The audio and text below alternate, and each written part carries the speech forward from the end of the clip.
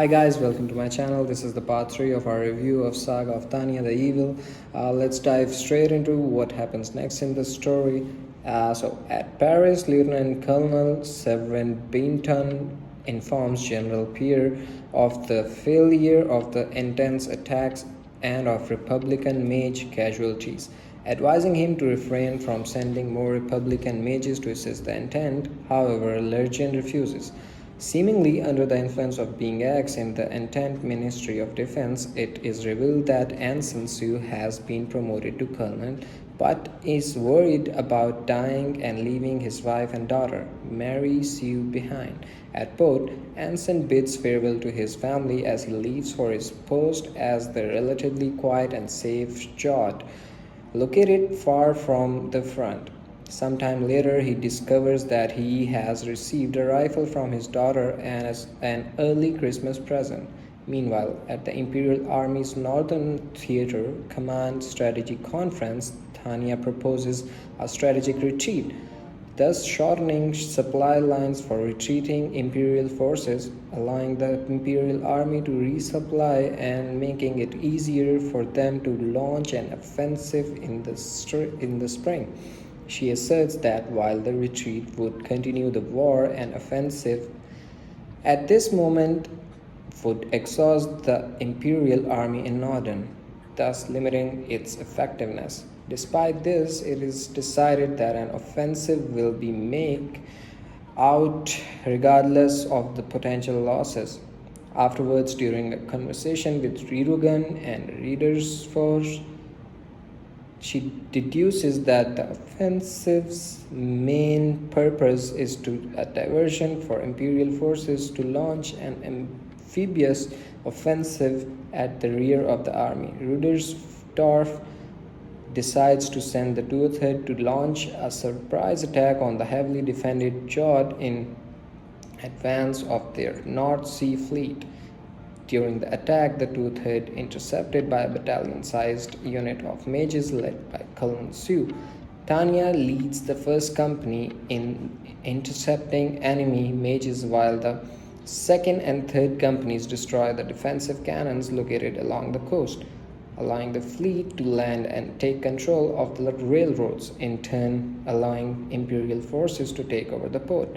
Sue's messages are devastated by the first company in the final confrontation. Tanya bayonets Sue, who falls into the sea. Tanya recovers Sue's rifle and claims it as her own. Bienzo and Republican Army's 2nd Mages Company support a rebel uprising in Irene City against the Imperial occupiers. This is a problem because the Irene rebels now control the large railroad that passes through the area, which is restraining Imperial supply lines. The Toothhead is ordered to intercept and destroy all resistance, even if it means civilian casualties.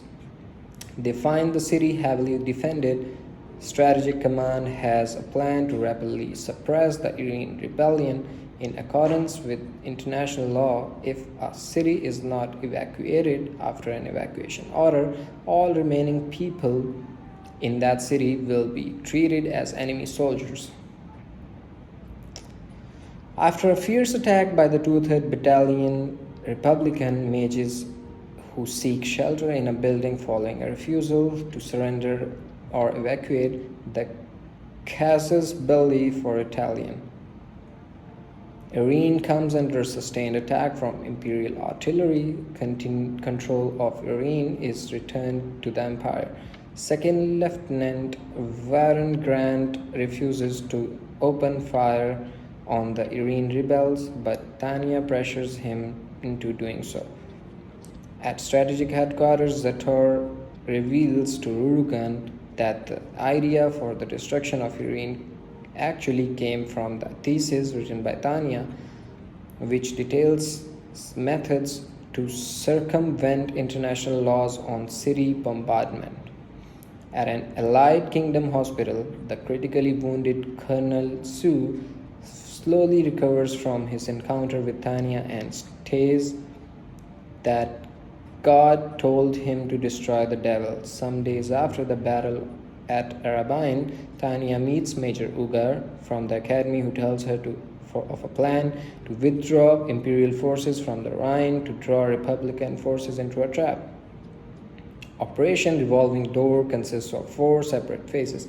At the command strategy of conference, Zator proposes this plan and arranges for the Two-Third to attack the rear of the Republican forces.